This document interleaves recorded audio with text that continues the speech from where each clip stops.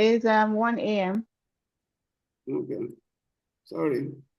But you are young, so it's okay. You will survive. Okay, so while we're waiting for Kenneth, let me tell you some stories quick. So, Okay. that's my Lagos daughter. Can you see her, Efe? Efe and I met at the launch of Women in Film Nigeria, and we just bonded. And I found out that she worked with my brother, a filmmaker in Nigeria. That's my Lagos play daughter, Miriam. Wow. I met at it was called the Young Professionals of Lagos film and TV series. And I just went to meet somebody. I ended up with 7 mentees. 7. So we're writing a short script. And Miriam is one of them. But she's also a very prolific actress. Can you hear me? Yes. Okay. So, yeah. Good evening, everyone. Even though I can't see everyone's faces, but I know that you guys are there, and it's good to, be on here. So, firstly, a script supervisor is primarily the link between post-production and production. The job of the script supervisor is to translate what happens during principal photography to post-production. What photography is, because not everybody here is a filmmaker. Oh, okay. So principal photography is when you're actually filming on set.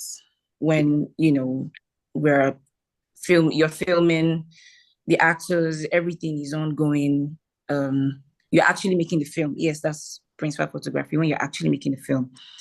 So my job basically is to note down every detail that has to do with the film, and making sure that when they get to edit, when they get to editing the film, they are able to find the rushes and able to tally each scene by scene and literally merge them together. Because most times when we're on set, we do not film chronologically. We don't film, scene 1 and then we go to scene 2 and then we go to scene 3. We usually film scene 8 first. Maybe if we have 100 scenes, we'll film scene.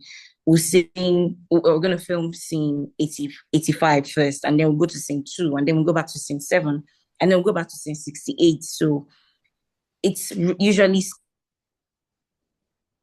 scattered in the course of the duration of the shoots. So my job is to make sure that during post-production, they're able to collate everything from beginning to the end properly without any issues. And I also watch out for the continuity that goes on set. So because we don't film chronologically, it shouldn't be obvious that we are not filming chronologically when you're watching the film. You shouldn't notice anything off, in quotes. If you do, then I probably didn't do my job well. But ideally, you're not supposed to, because you're not even supposed to know that we did not film in a chronological manner. So that's basically what I do. And I also work closely with the director and the assistant director on sets. I am the script supervisor basically is the director's right-hand person, because if he or she needs to get an answer to a question, the first person he goes to is the script supervisor, not even the assistant director, depending on the question anyway. If it has to do with the script, the story,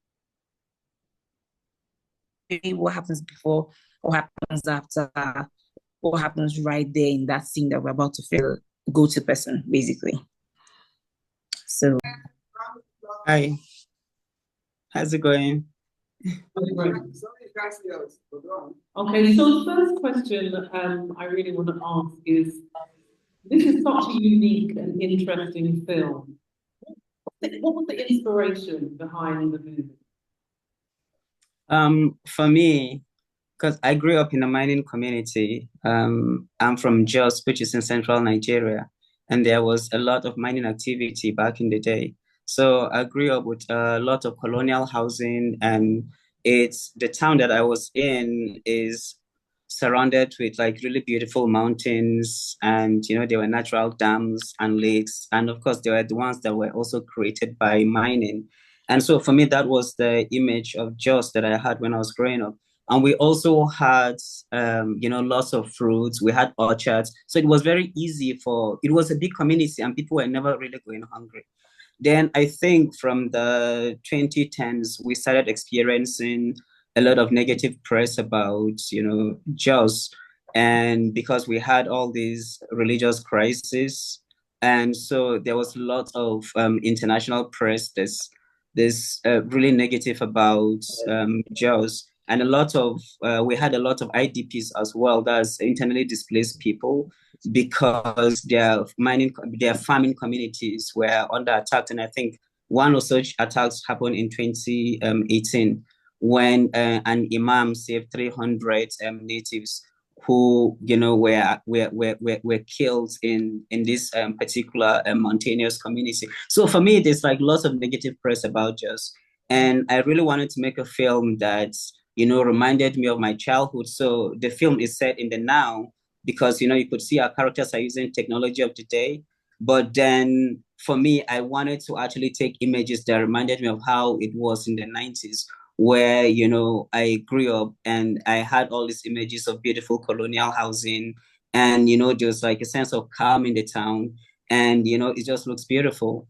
And there's like lots of musicians, just because of the colonial activity as well, has a lot of people who came in from other places apart from the British that were there as well. So you had it's a town where you have a lot of creative people, and there's been a lot of big musicians from Jos that have sung about the town.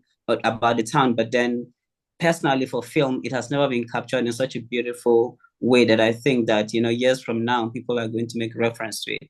And so I thought about a story that could really reflect that, and that's how I went with the story of Mojisola. Okay, that's amazing. And I think you did a great job just capturing the landscape. The visuals were very powerful. So congratulations there. What about Thank you. Kenneth, what are some, obviously the film shows the beautiful backdrop in John, but what are some of the things that you want the audience to leave with in terms of some of the major themes and issues in the film? Well, for me, I think from right from the onset, I wanted to just make a film that is a reflection of some of the films that I grew up watching in the 90s. So it's sort of like a tribute to early Nollywood. And early Nollywood dealt with a lot of issues, especially in terms of how moral the family unit is, and also how we take care of ourselves in our communities. But then also you can also just see the sort of disruption that the researcher actually brings to this very quiet community. So also you could, when you just look at it on a larger society scale, sometimes we actually have these quiet lives that are really disrupted by outside sort of as an ambition. And so these are some of the things that I wanted to just deal with in the movie. Okay. Yes, that was. The Hausa, and I saw you in something recently on Netflix. Omodadi, yes. That's it. And you played Igbo. How did you do that switch? Okay, so first off, I'm from the north, but I'm not Hausa, I'm Kagoro. So there's so many languages in the north, and we're not all Hausa. My ignorant Yoruba side. But yes, I speak Hausa. I just had to learn the language. Some of the words that I said, some of the words that I used, because I wanted it to be believable. Okay. It's yes, and the house that we lived at the time, the way the story is set, Ezine is not a character who understands English fully or who lives in the city. Yes, she's young, but she lives in the village, and if she's interacting, whether she likes it or not, at some point, Igbo will pop out. So yeah, Mr. Charles Okafor, who played my father, is Igbo, thankfully, and I asked him for some words and then did a little rehearsal and then, just added it to it so it could have some light.